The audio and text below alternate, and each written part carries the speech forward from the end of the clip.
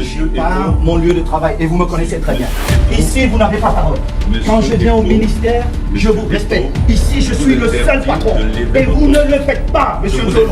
C'est la dernière fois. Je vous interdis de lever. C'est la dernière fois. Monsieur Zolo. Bienvenue sur la chaîne Parlons peu, parlons vrai. Alors ici nous parlons de business, entrepreneuriat, religion et faits de société. Aujourd'hui encore nous allons parler d'un sujet qui est très sensible, je dirais même très sensible. On voit Samuel Eto'o, président de la Fédération camerounaise de football, en pleine altercation verbale avec le coach des Lions Indomptables, ou bien l'ancien coach des Lions Indomptables, Marc Brice. Je recontextualise tout. Samuel Eto'o la semaine passée qui convoque par le biais de la Fédération camerounaise de football Marc Brice à une réunion qui devait se tenir hier mardi. Mais Marc Brice n'arrive pas seul, il arrive avec l'adjoint du ministère des Sports.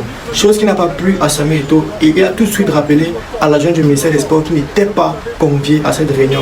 Chose qui a fait tout un drap dans la sphère footballistique et même politique du Cameroun. Après tout le bruit qu'il y a eu à la Fédération camerounaise de football, le ministre des Sports a tenu à rassurer Marc Brice qu'il est le coach et il restera le coach des Lions Indomptables.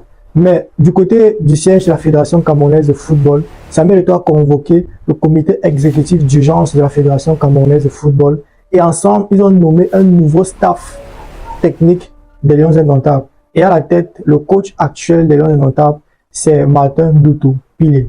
Je pense que c'est ça. Et actuellement, Marc Brice n'est plus le coach des Lions Indomptables.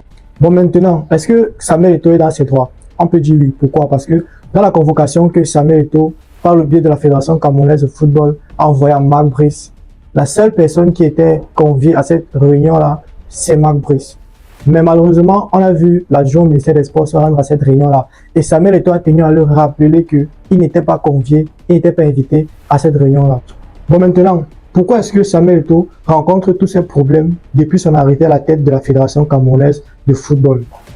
Je vais répéter cette même phrase que Samuel Eto'o a dit lors d'une interview qu'il a accordée à France 24. Il dit ceci: la plupart des problèmes que je rencontre à la Fédération camerounaise de football, c'est parce qu'on me prête l'intention de vouloir devenir chef d'État au Cameroun. C'est un point. Le deuxième point, c'est que à la Fédération camerounaise de football, personne n'a jamais osé s'opposer aux décisions qu'a prises le gouvernement. Et c'est ce que Samuel Eto'o est en train de faire. Et c'est un message qu'il passe à la jeunesse. C'est un message qu'il passe aux jeunes. On ne doit pas toujours dire oui à tout. C'est le moment de dire non.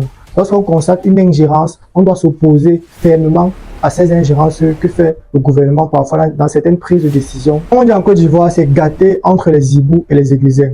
Si tu n'es pas au Cameroun, si tu n'es pas camerounais, tu ne peux pas connaître ce que c'est que les Ibous et les Églisiens. Je t'explique. Les Ibous, c'est tous ceux-là qui sont contre les positions de Samuel Eto'o. Mais les Églisiens, c'est ceux-là qui sont avec Samuel Eto'o. Qu'ils prennent des bonnes ou des mauvaises décisions, ils sont seulement avec Samuel Eto'o, bango bango. Bon, maintenant, quelles sont les conséquences que tout ceci peut engendrer dans la sphère politique du Cameroun?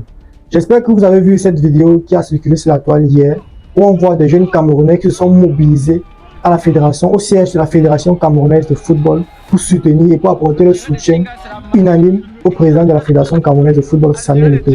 C'est pour dire quoi que Samuel Eto'o aujourd'hui peut décider de créer un soulèvement populaire au Cameroun, parce qu'il en a les capacités. Les Camerounais aiment beaucoup Samuel Eto'o et il est capable de faire ça. Mais est-ce qu'il veut le faire?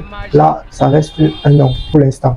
Merci d'avoir regardé la vidéo et on se dit à plus pour une prochaine vidéo qui sera l'objet d'un sujet aussi sensible que celui-ci.